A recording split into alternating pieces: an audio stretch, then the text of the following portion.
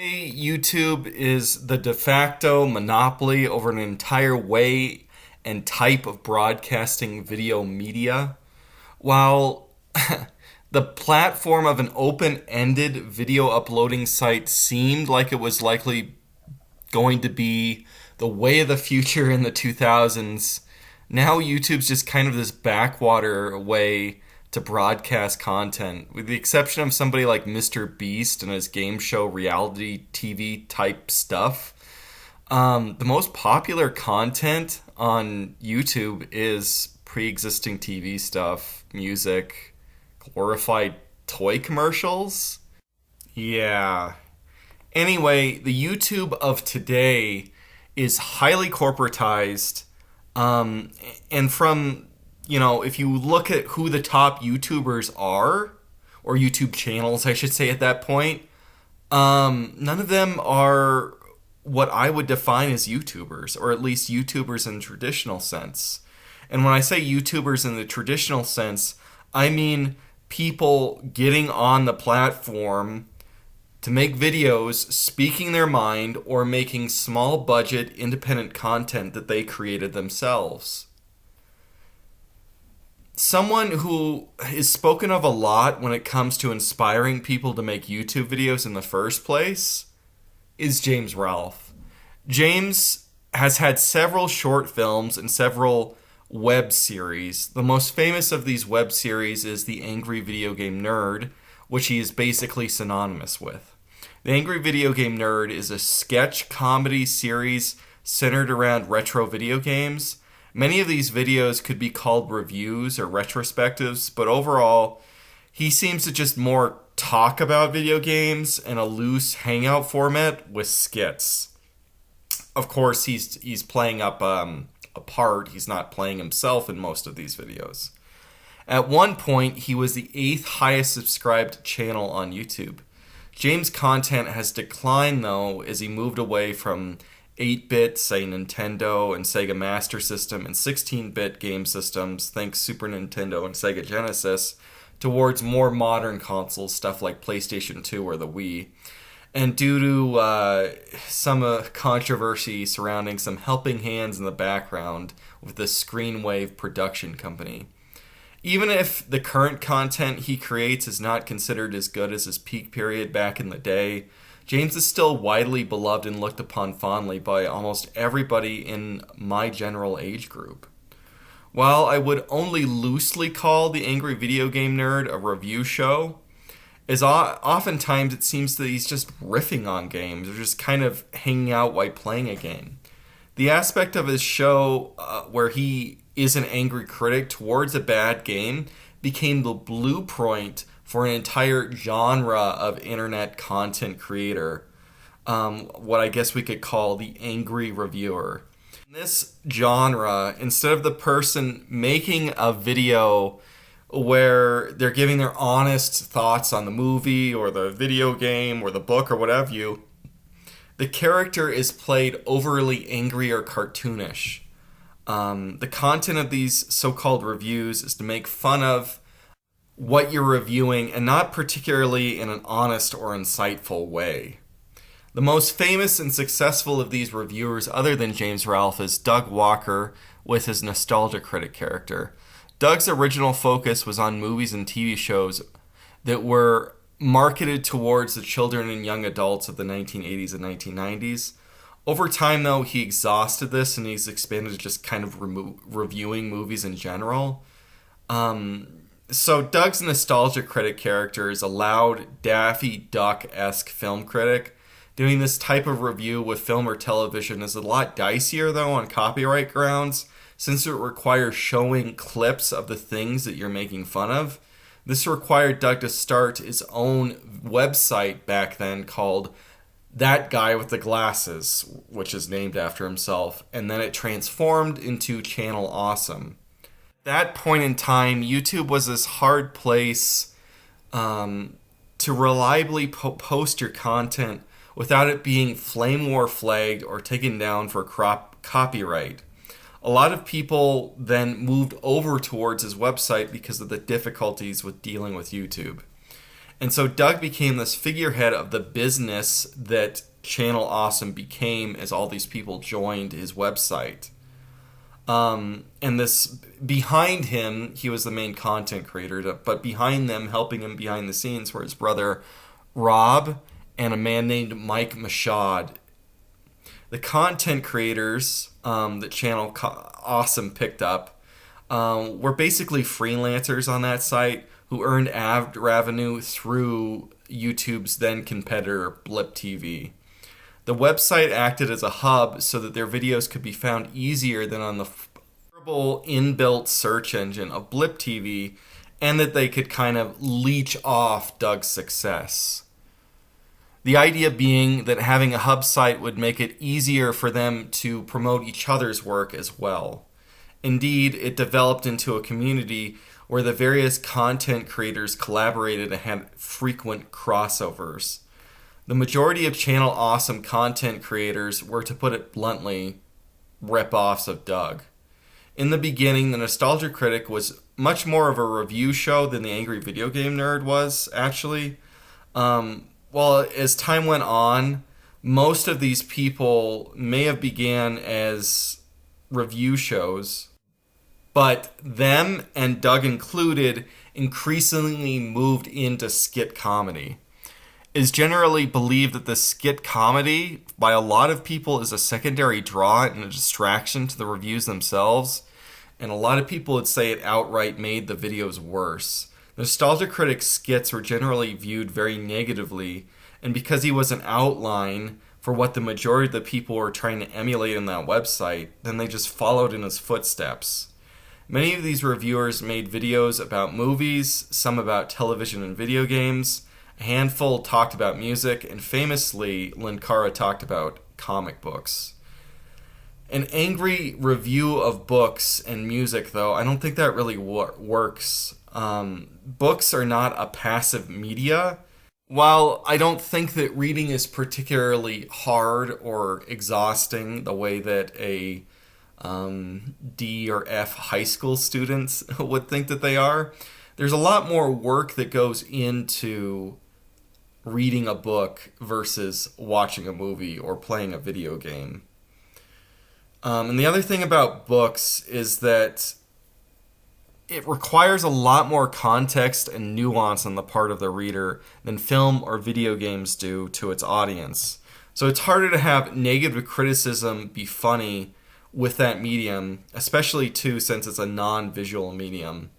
Making fun of a book, you gotta put in hours to read that book. The person, if they're ever going to follow up and know what you're talking about, they would have to put in hours themselves.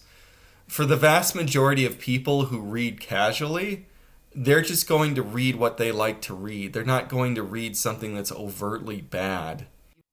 I don't know if you know anybody that reads as their main form of entertainment.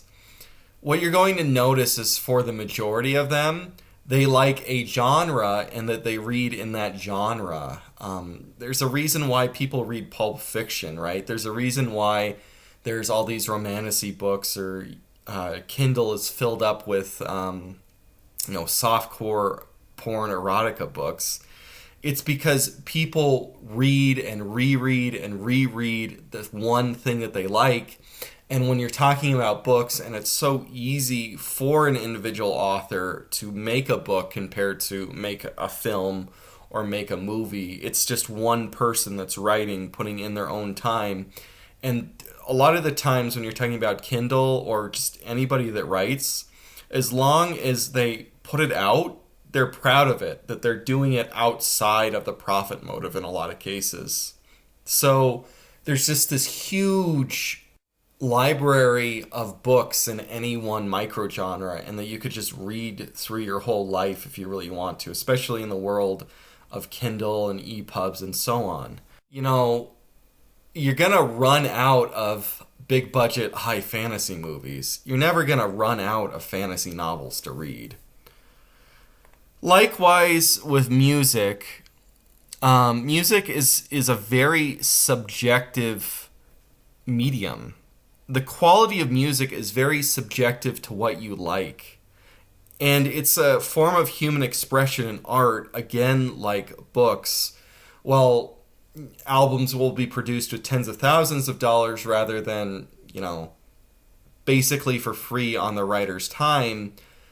There's much, much more music that you can listen to, and people are very particular and they like what music that they like. If they don't want to explore, they don't necessarily have to. You could have thousands and thousands of country albums or metal albums or rap albums and just keep exploring and listening to it while never having to move over to another genre since you've exhausted that genre, like with books. So music, again, well, probably not as bad as books. It's just people are going to like what they like, and if they don't want to, they don't have to exhaust what they're listening to and move on to another genre if they want to just keep listening to new things. And like I said, even more than books, I think that the quality of music is just really subjective, probably more than any other medium of art. For me, I don't like hip-hop. I don't like, for the most part, modern American pop music.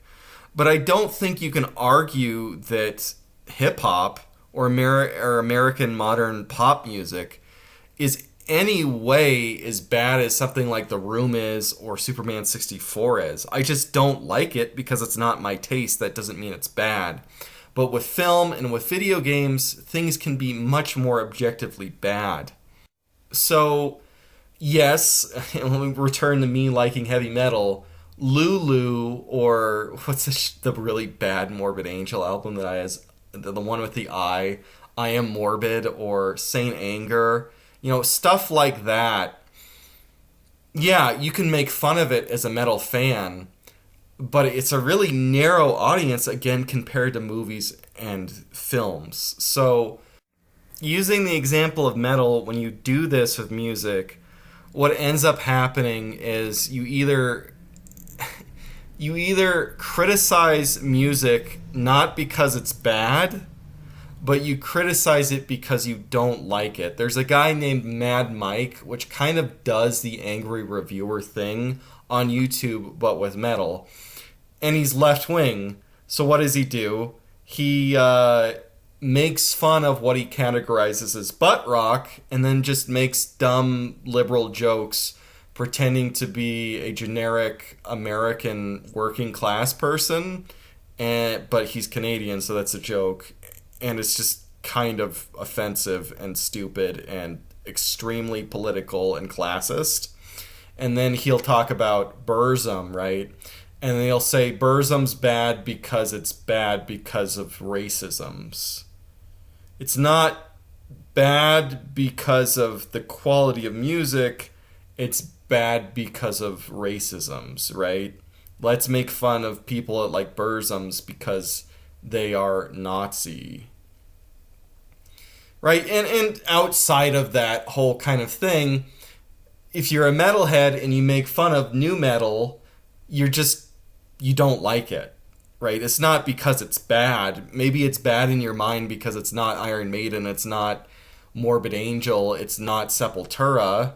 And maybe you think like later Sepultura sucks on that regard, but again, like you don't like glam metal and you're going to make fun of it. You don't like it because it's not Metallica, it's not Judas Priest.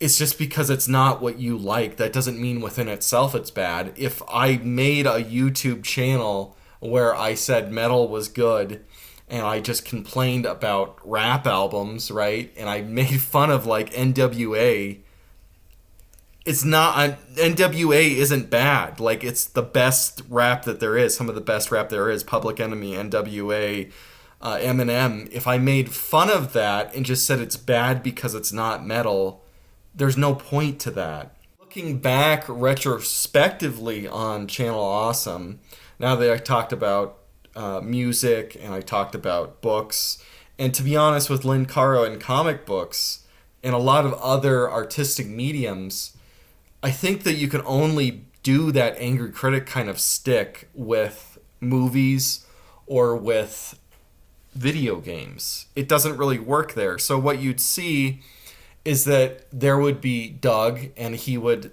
be the guy that's supposed to do his thing of movies, and then he hired a nostalgia chick and hired all these other people, and everybody's reviewing movies, right? And they're not supposed to trip on each other's toes, and they're supposed to only focus on this narrow set of movies, and it was just kind of a mess. And same thing with video games too.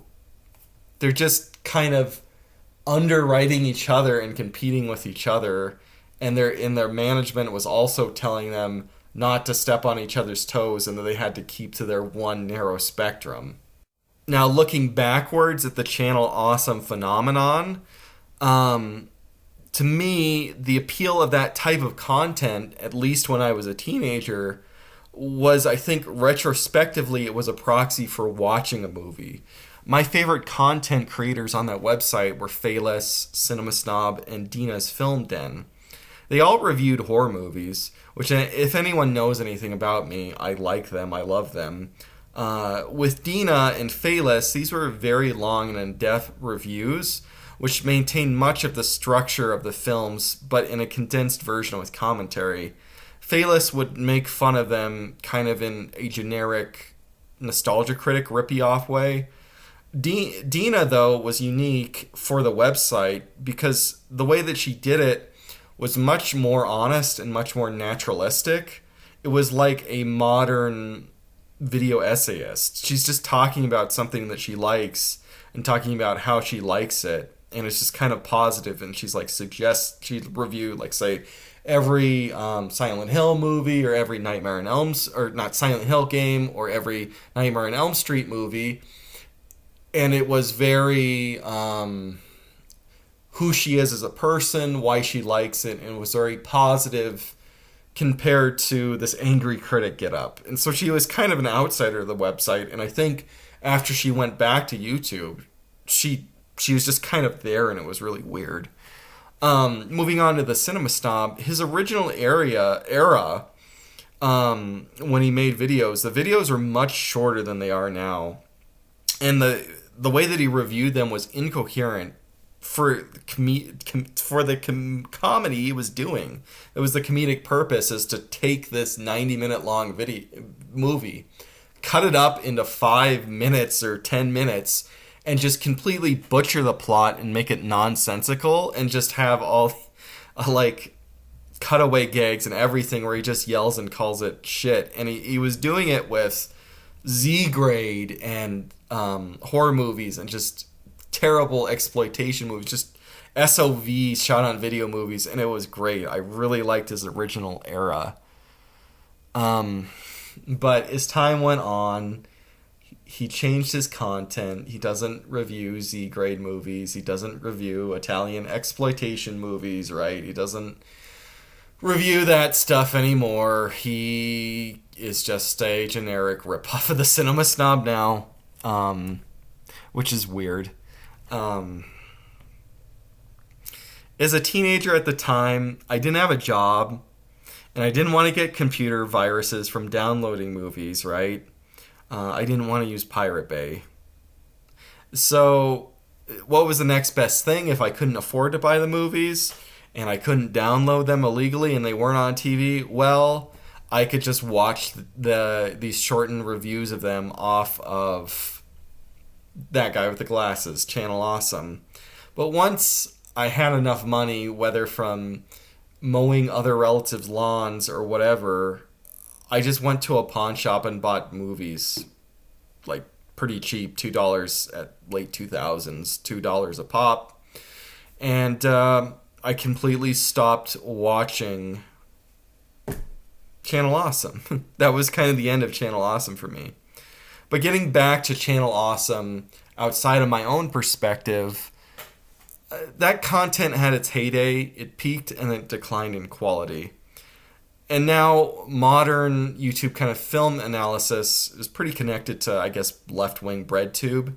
That's what's taken its place now. And it's kind of funny because if you go back, some of the BreadTube people, like Lindsay Ellis, Nostalgia Chick, she was an angry reviewer, and now she makes left-wing video essays reviewing movies and TV shows.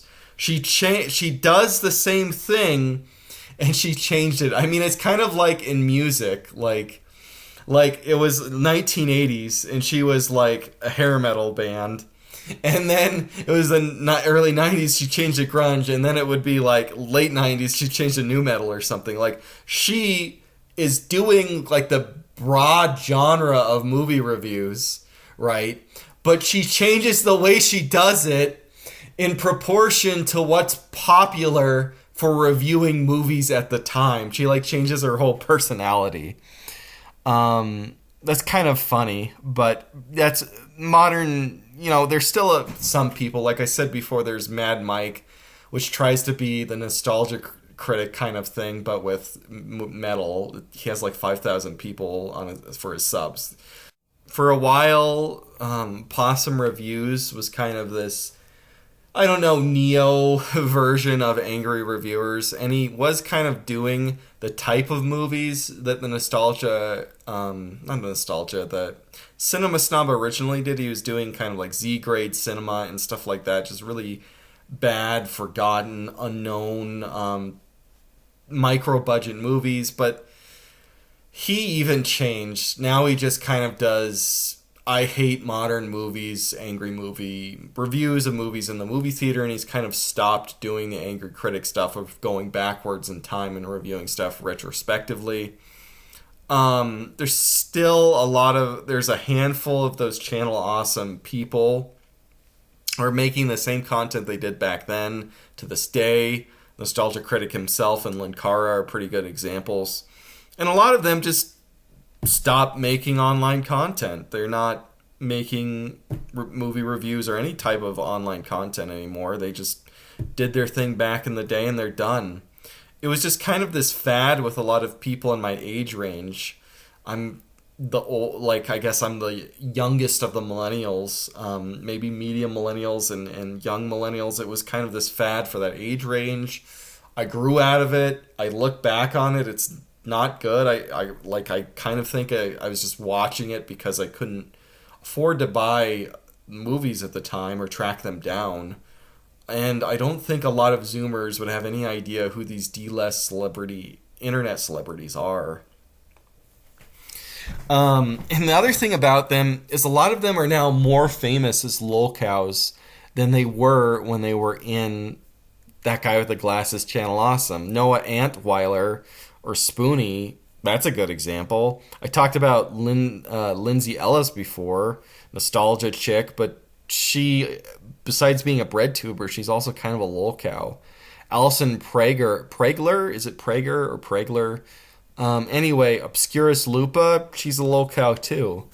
And Obscurus Lupa and some of her friends in the website, they attempted to cancel Doug and what remained of Channel Awesome in 2018 with the Change the Channel movement. It was like this #MeToo type of attack on Doug and the management of Channel Awesome, which I think the management was of dubious credibility, so I guess that's fair. But what they're saying is kind of just nonsense a lot of the times, and any kind of concrete thing that they're trying to say, it really doesn't have any evidence behind it. And for the most part, what they're saying boils down to them complaining about the downsides inherent to freelance work. And they're just kind of talking about poor management and communication skills. Like I said, Channel Awesome's management was of dubious credibility, but I mean, if you have a real job, you're going to notice that's just kind of the way it is. And they talked about how they didn't get above average creature comforts for micro budget movies. But looking back, if you go back and see when Doug made those movies, I mean, it seems like the creature comforts they get there is better than you get on a trauma movie or like a shot on video movie. So it's actually better than average for that type of budget. And then they complain about Doug being the focus of his own website. Of course, because it's after the Great Wokening, they're going to talk about alleged sexism, the website not condemning Gamergate and being neutral on it. I I think the only real criticism that there was of any merit is the allegation that Justin Carmichael or Jew Wario groomed girls who were underage and then waited until they were adults to approach them for sex or engage in sexual activity with them. Although I think that there's kind of a pretty open question if Channel Awesome and its higher-ups even knew about that at all. It seems pretty doubtful that they did. And this is only revealed years later after he had committed suicide, and the majority of Doug's loyalists and the counselors had all spoken pretty positively after his death. Most of the people in Change the Channel were pretty positive and spoke pretty positively until Change the Channel happened. Now the smoke is settled after Change the Channel, and generally I think the internet has taken Doug's side, and the loyalist contributor Cinema Snob Brad Jones' side as well. And because of Change the Channel, Alison Pregler has now turned herself into a lol cow.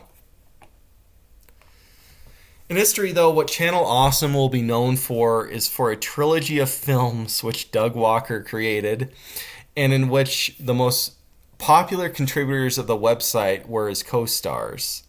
The trilogy is 2010's Kickassia, 2011's Suburban Knights, and 2012's To Boldly Flee.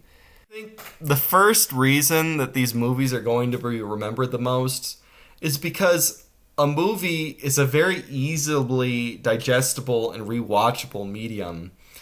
Movie adaptations of film or of a TV series or comic books or books for that matter, they're just more accessible. So if you're gonna learn about Channel Awesome, what's the first thing that you're gonna do? You're gonna watch the movies because it's so much more accessible. Film is just accessible. It's just that's part of the reason the whole angry critic thing was able to work. It's so accessible. The second reason that they're remembered is a lot of that content doesn't exist anymore. When those people stopped posting it online, or when Channel Awesome went down, they didn't repost it. So a lot of Channel Awesome's content is lost forever.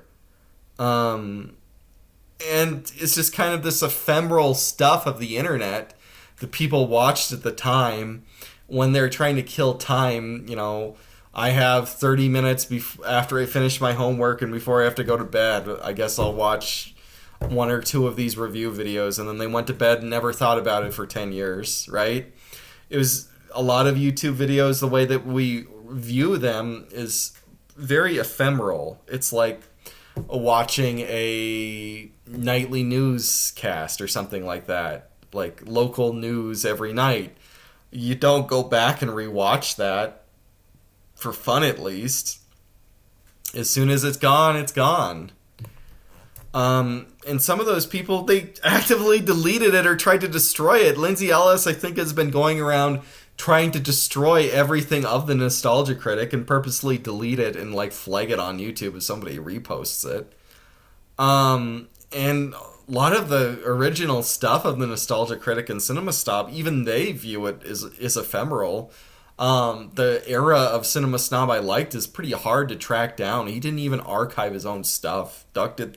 I don't think has archived a lot of his own stuff either. It's just kind of gone. If somebody didn't archive it on YouTube and it didn't get flagged independently, that's the only way to, like, it's gone. Like, the only way to find it is people that reposted it back in the day and put it on YouTube from that guy with the glasses for a lot of that stuff.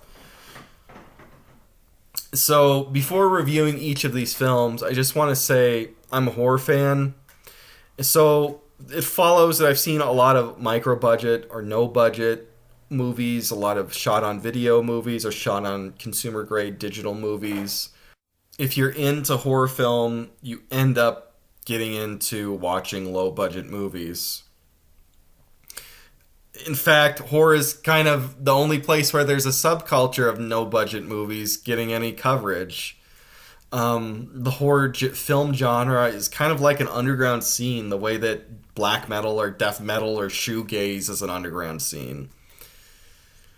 And, you know, I maybe like with weird, unself-aware art students. Maybe they make these low-budget movies themselves, but the only audience for that under a certain budget of movie is for horror movies, because the only fans that are willing to watch it are horror fans. So I kept saying this loose term SOV, or SOV horror movie, and that's used to describe shot on video. It stands for shot on video. I count movies that are shot on consumer grade digital film, H8 stuff, or high 8 stuff, Super 8 camera stuff. I'll call these SOVs as well, because technically it's not shot on video. It's the same thing. You're using consumer grade video equipment to make a fictional movie. While children and teenagers often play around, like I did, everybody did that, try to make a movie on this kind of consumer grade stuff.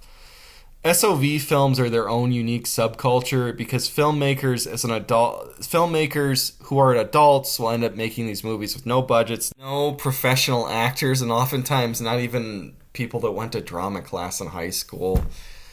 And of course, they don't have any formal training. A lot of the times they don't understand how sound equipment works. They don't understand how lighting works. And they're always going to be shooting on location to the properties they have access to. These films will vary widely in quality, and some of them will be actually horror classics. And a lot of them are basically unwatchable to the uninitiated. And when I say uninitiated, I mean in a literal sense, most people.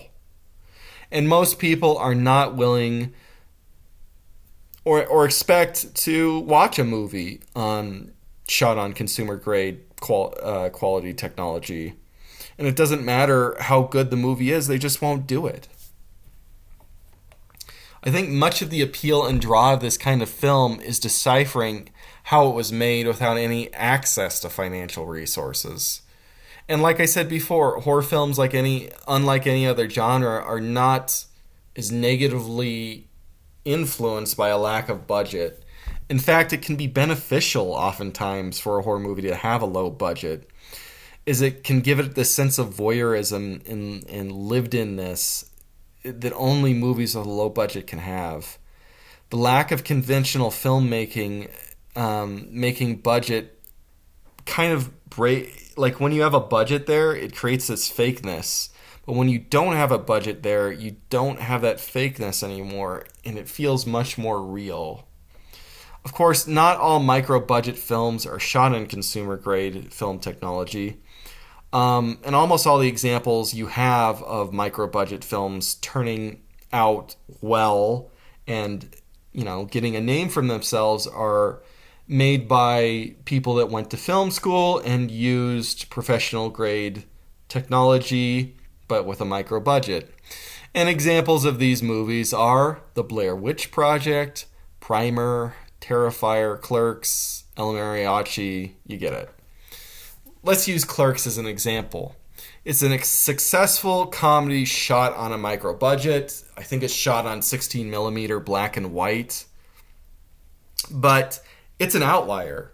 The majority of successful micro budget movies obviously are horror films.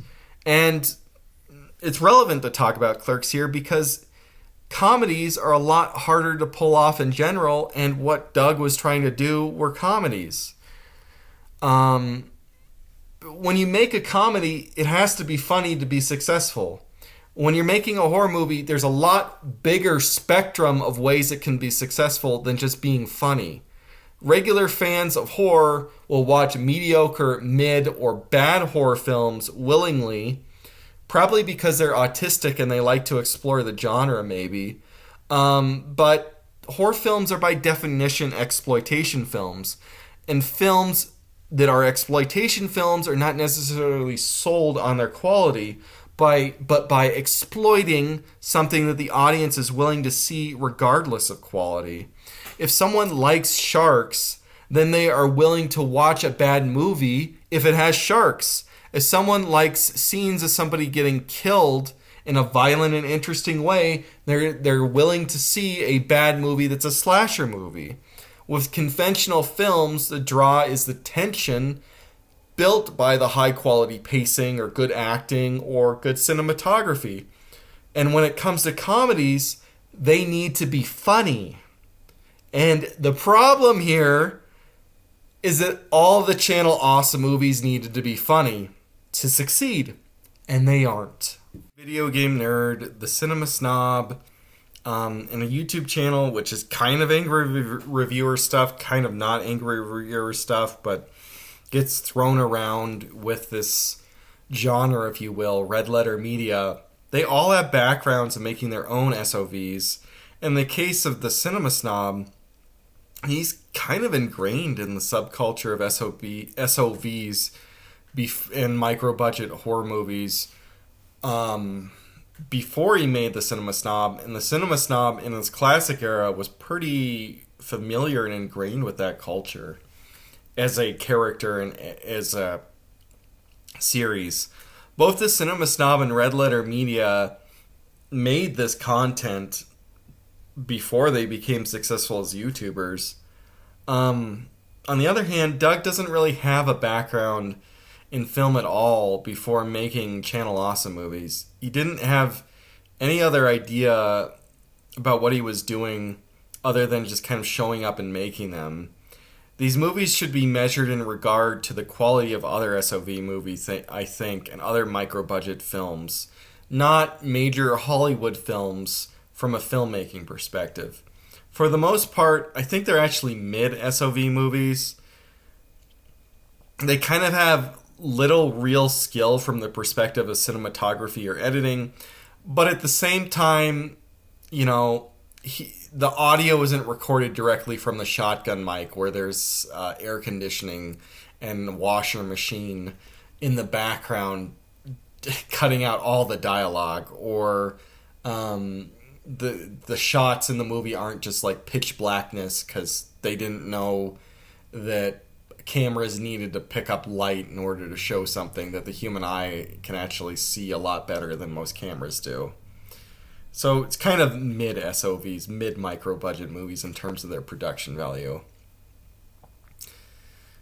But beyond that, I think that any movie, all movies period, need to be held up to one standard: how entertaining it is. Now, they can be good conventionally by normie standards, or they can be good in so bad it's good standards, or any other kind of standard you have that makes it entertaining. Again, I think that these movies fail to be good in any kind of standard, whether that be in some kind of ironic standard, or in so bad it's good standard, or in this is an uncanny SOV standard, this feels voyeuristic, or in a conventional big budget movie standard. They just don't work. They're not good. They're boring, overly long comedies with no good jokes. So now let's actually start talking about them. Kickassia is the first movie, and I think it has the most coherent plot of the three. Doug wants to become a dictator, so he ropes the Channel Awesome team into being his army to conquer the real-life micronation of Molossia and become its dictator. Once he does so, he renames it Kickassia. They then fight for control of the micronation between the various members of Channel Awesome, and eventually they gang up against the nostalgia critic and dislodge him from power, and ultimately the guy who owns the house and controlled the micronation regains it. In terms of filmmaking, this movie I think has the worst camera work of the three, and it has the lowest grade quality in terms of its camera equipment. Nobody is really done up, and all the actors look pretty sloppy looking. Everyone looks flat, like everything in the movie, I should say, looks flat, and everyone is overexposed in it. And the ADR and the soundtrack here really sucks. When it comes to creating a space and making it feel like a real movie with a real location, though, I think that this movie actually does better than any of the other three, or any of the three, really. Because it uses the hotel rooms, it uses the land around the Millennials house, and it uses the house itself to kind of create this sense of space, which makes it so your brain doesn't say it's fake. And I think that's because it's using real locations for real space in the movie. The problem with Kickassia is, like I said before, it's not funny. The plot's not that bad, really, but the plot is kind of the funniest part about the movie. So the idea of Kickassia is a lot funnier than Kickassia. And the problem is that most of Doug's humor consists of merely referencing movies that exist.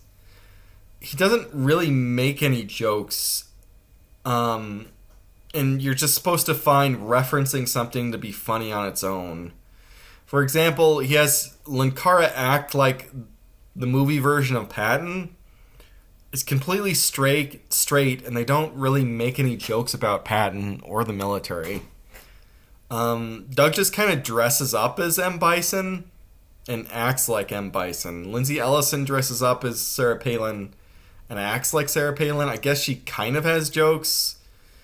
I guess that's kind of foreshadowing that she would make unfunny political jokes at the time from a left-wing perspective. But a lot of this is just references for the sake of references. And that makes Kickassia basically the dollar store Jason Freeberg, Aaron Seltzer movie. You know? It's like Date Movie or Meet the Spartans or any of those terrible movies. But here, there's no budget whatsoever. Another problem with Doug's comedy is that he doesn't really have any sense of timing. His jokes can just go on for a really long time, and they're never cut off to make them quick or even witty. Most of the time they just hang there, and he doesn't really have any build-up or, properly speaking, any kind of structured punchline. Even worse, Doug rides on an in-joke and on an ongoing gag throughout the whole movie. He just kind of references these ongoing gags of his own video series. And so that's pretty jarring, even if you watch this stuff at the time and like you're watching it now, because I don't remember what these things were that he's referencing. And if you're watching this as a movie, you're going to be like, what on earth is this? It kind of creates this like this perception that it's actually like this deep lost lore, which is again funnier than the movie itself. In the series, these jokes are okay as thrown away gags every once in a while, but when you're talking about a movie, it becomes really annoying and forced when they're repeated over and over again over the course of this entire movie. Finally, it just kind of boils down to taste. A lot of the humor centers around using plastic guns and swords and play fighting with them. It's really juvenile. I don't find that funny. It's the kind of thing that only 10-year-olds find funny, and, I grew out of it in 7th grade type of stuff. And all three of these movies are like that. It's this very juvenile 10-year-old humor of having adults run around and play fight with plastic swords. The second movie is Suburban Knights. It's a fantasy movie where the nostalgia critic tricks members of Channel Awesome into helping him find what he thinks is a valuable piece of jewelry, but in reality it's an ancient magic artifact which a powerful wizard is looking for in order to destroy modern technology and push the world back into some kind of pre-industrial fantasy setting. There's also a subplot about an earlier LARP group who found the object trying to stop the members of Channel Awesome finding it too. I couldn't really follow that subplot. Anyway, the story is actually simpler than the one used in Kickassia, but Kickassia is 80 minutes long. This movie is 130 minutes long. Comedy movies usually are not longer than 90 minutes. They usually fall within an 80 to 95 minute format. It is very rare for a comedy movie to reach 2 hours, let alone break 2 hours. That makes this movie very difficult to set through and very grating. Furthermore, the story is really hard to follow and is stretched out.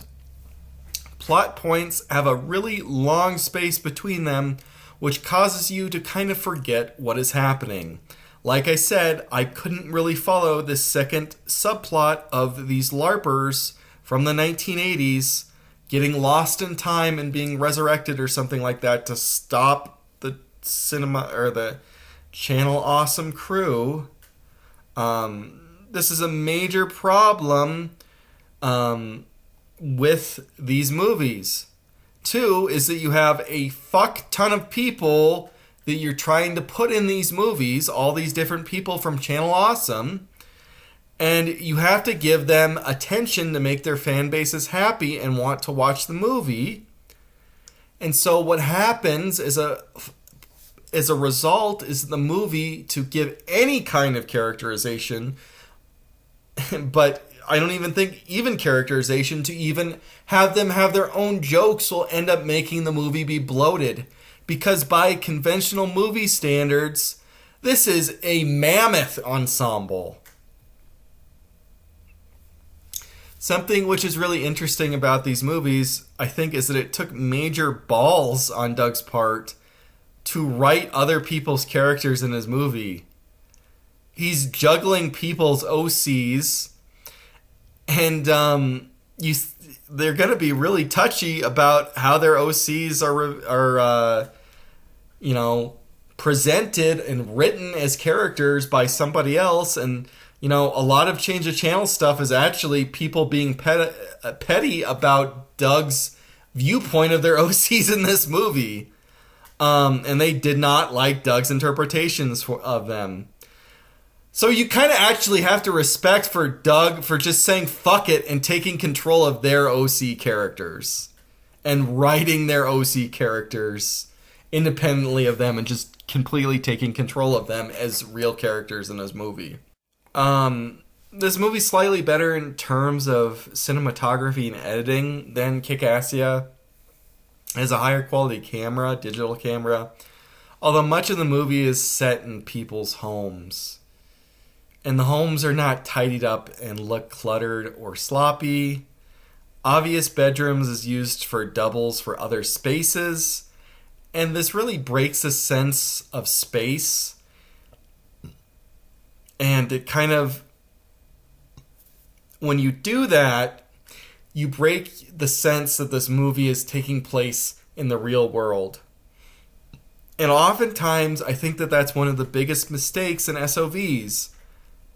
And that's one of their major undoings, is that when you use a room and say a bedroom and say it doubles as a doctor's office, and that you have a vanity and a dresser behind you, that doesn't work.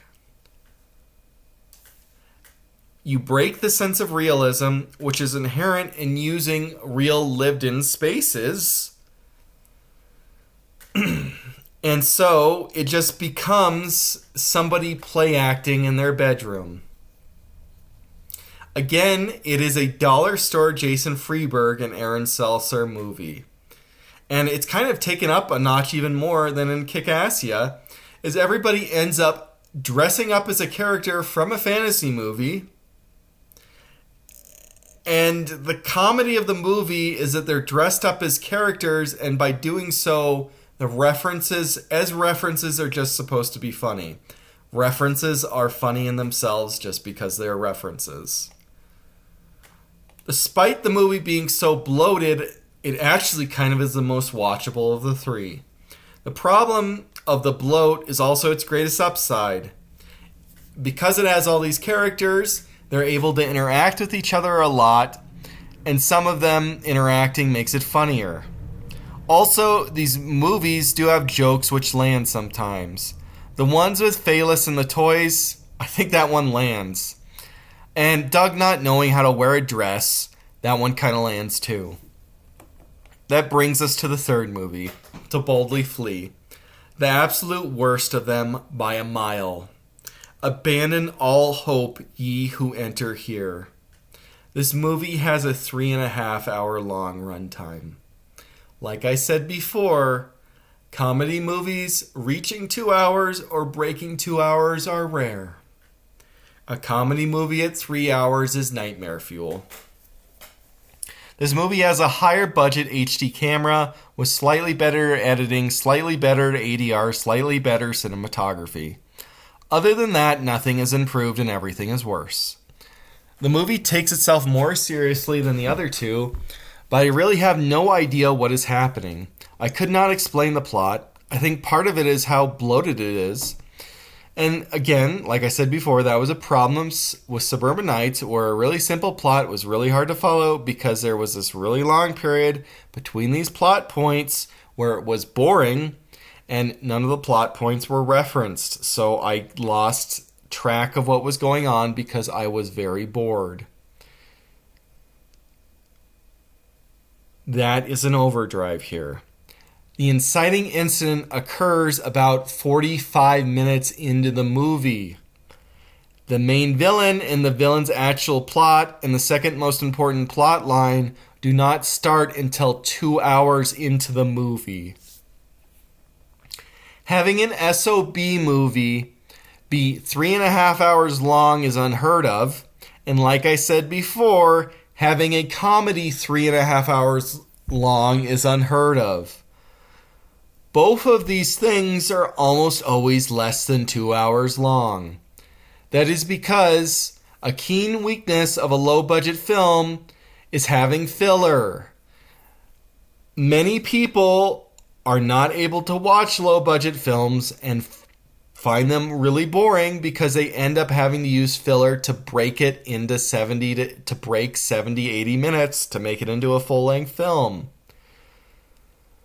Even at 3.5 hours, To Boldly Flee somehow still has fucking filler. Comedy again relies on good timing and brevity, something that doesn't work if a movie is too long. Having these two things going on at once, a movie with filler, an unfunny comedy, creates an ungodly slog which can melt the souls of any mortal being. The plot seems to be meta, and it is a general rip-off of Star Trek. Other than that, I don't really understand anything that went on in the whole movie. Doug doubles down on breaking the cardinal rule of what not to do with this SOV movie again, films the entire movie within his own house, and has things like bedrooms double for doctor's offices or double for stores and things like that. The strength of micro-budget SOV movies is by using things shot on location to give them this voyeuristic, realistic quality. When you shoot something in your own house, it doesn't make it feel real. When you make your house into a spaceship, that is not going to help us believe that the characters are actually in space. And I want to say it's bizarre that Doug, who is very lowbrow in his comedy, has his idea is to make something which is meta and extremely pretentious and annoying as this movie. This movie is extremely meta. I find, this is my own personal taste, but to me, meta is the most pretentious form of comedy. I really fucking hate all the rip-offs of Scream, and I find Scream itself a very annoying movie, and the Scream era of millennial film writing of this meta-ness is terrible.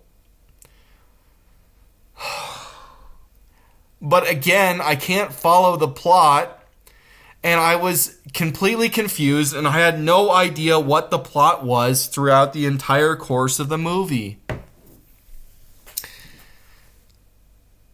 while it didn't really make sense within Suburban Knights to have all the Channel Awesome characters dress up as fantasy characters, at least I guess in real life there's LARPing, so I guess maybe it's connected to LARPing. But they do that again here.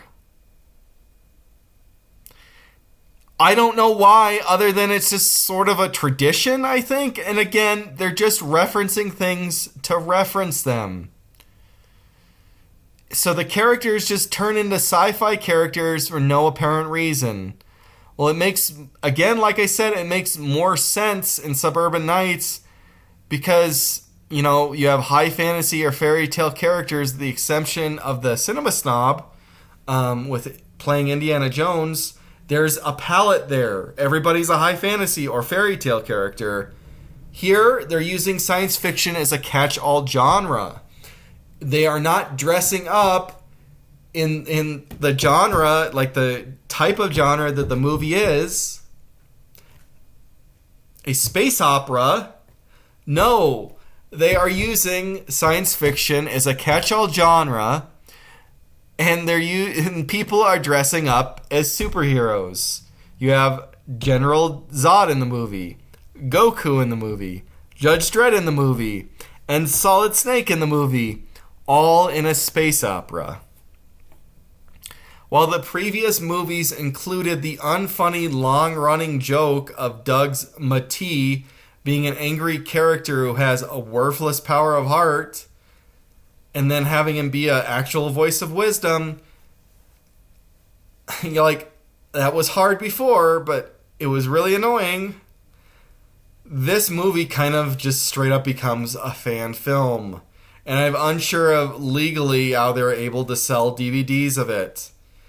Matee in those movies was Matee, the actual character from Captain Planet. Here, they up the ante by having the actual character of General Zod. And they have the actual character of Terry from Battle Earth in the movie. People aren't dressing up as these characters and parodying them. These are actual characters in the movie infringing upon DC and L. Ron Hubbard's copyright. Even worse, this movie will lift entire scenes verbatim from Revenge of the Sith or Return of the Jedi with little parody or joking about them. Then the movie ends with Doug retiring the character to create an internet TV show, which is apparently was even worse received than this movie itself. After this, he has never attempted anything like this, I think, in his whole life.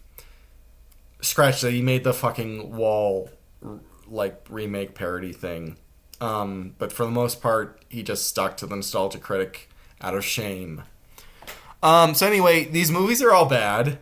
They are all unfunny.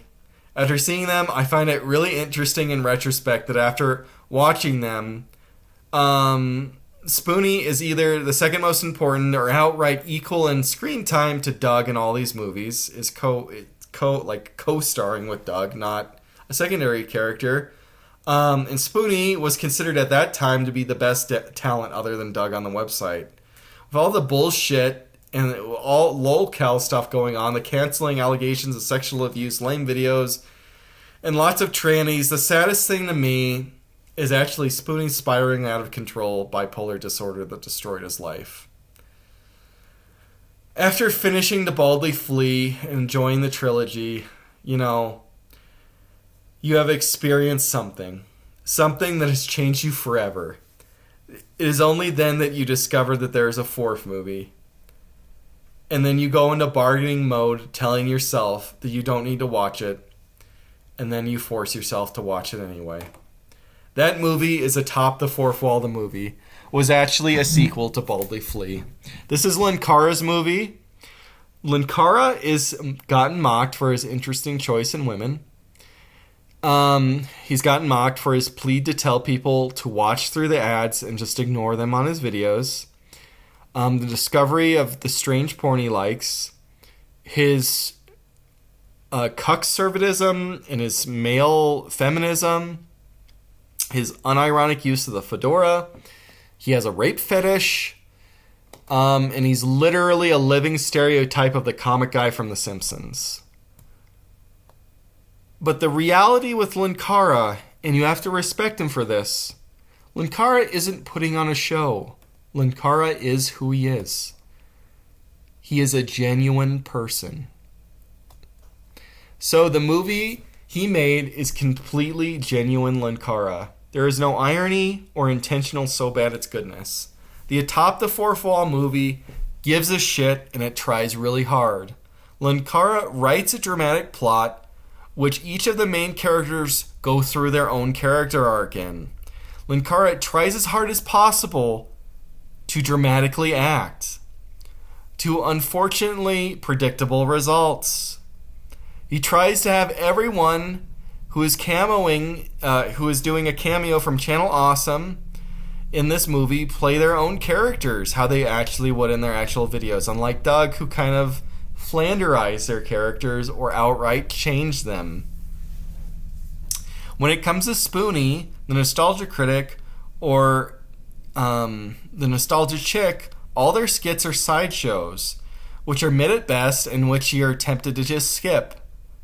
When it comes to Linkara's skits, he went on all in on them, and he really doubled down really fucking hard to the point he created his own continuity and lore for the skits, which is as convoluted as any Marvel or DC comic book. This entire movie is a completely straight adaptation of Linkara's skits in a full-length runtime. If that is what appeals to you, this movie is amazing. If not, then, well, I don't think you're gonna find it good, bro. I know I'm laughing and I'm mocking him, but the reality is that Linkara deserves respect for this. And in this way, Linkara going so hard and being so straight with it, he is like a real so bad it's good movie director. And this movie has a lot of the beats that would make a so bad it's good movie. So, again, ironically, because he's trying, this movie is better directed, better shot, and better edited than all of Doug's 3 movies. And part of that is because Love Hog, Linkara, he had somebody hired who actually worked in the TV industry to direct it for him. Jessica Kidrick. I guess it's not the TV industry. I guess it's plays. But he had a play director make it. She was the director of the movie. He starred in it, wrote it, edited it, right? But he hired somebody else to direct it. And I think of all 4 of these, this movie is the most bearable to sit through and uses its micro budget the best because he rented a warehouse to make his sets in. Now, his sets don't look impressive by conventional movie standards, but he made sets. So Doug used his house for a spaceship. Linkara made a spaceship set. There's a world of difference there in the quality of movie that's going to result when you do that. And he wrote his movie around the limitations of his budget.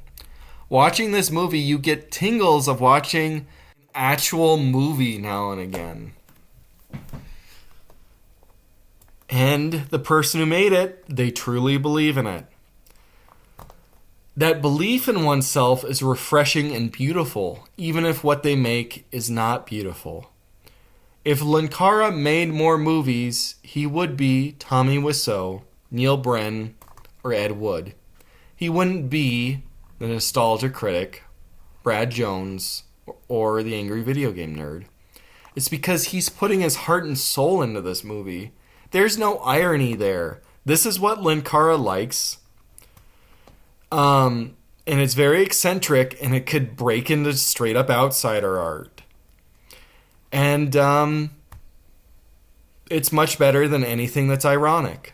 Indeed, the novels and comics he made before making In the Atop Wall seem themselves to kind of cross over into so bad it's good territory and are very bizarre and are kind of outsider arty, with most famous example being The Lightbringer, which is kind of like Chris Chan's Sonic 2 comic books, which is drawn using MS Paint and includes, I think, pretty extensive rape fetishism. It's a superhero comic book. The Channel Awesome movies, the Angry Video Game Nerd movie, the Smosh movie, the Fred movies, they're all spoken of in the same breath. They were all made at the same time with the hopes of allowing these early and influential YouTube content creators to transcend the ghetto of YouTube and get into the big time, the legacy of actual Hollywood. And every single one of them failed. When watching these Channel Awesome Trilogy movies, the one thing comes across to the viewer is that being a filmmaker requires an act of unparalleled bravery. It takes real balls. You are trying to herd cats when you direct people. When you write a book or make a painting, it's all on you. All the time and effort you put into it is yours to reap or sow the rewards. When it comes to making a movie, though, you're playing with a lot of money, energy, and time, which may not be your own.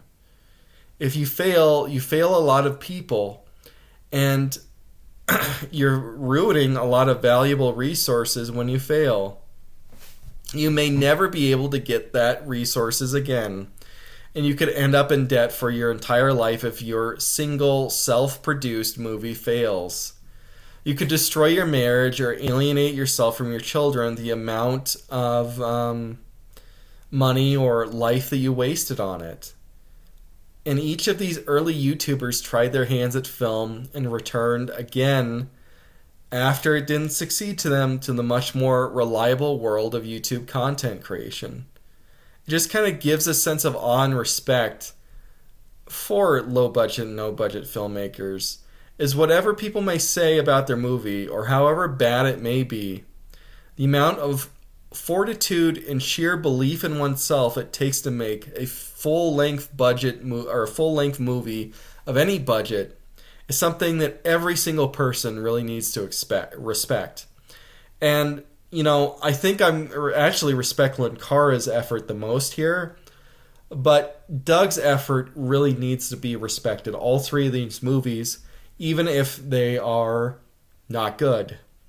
And I think a big thing about the Channel Awesome, change the channel kind of stuff, where they're complaining about Doug, is that to this day, they're bitter. They're bitter because they imitated Doug and were never able to be them. And when they're criticizing these movies, they themselves never got to be filmmakers, and Doug did. And so I kind of view all these people after the fact, however many years later it now is, as Doug's ankle biters. And Doug, don't mind them. Keep being the nostalgia critic. We love you for it.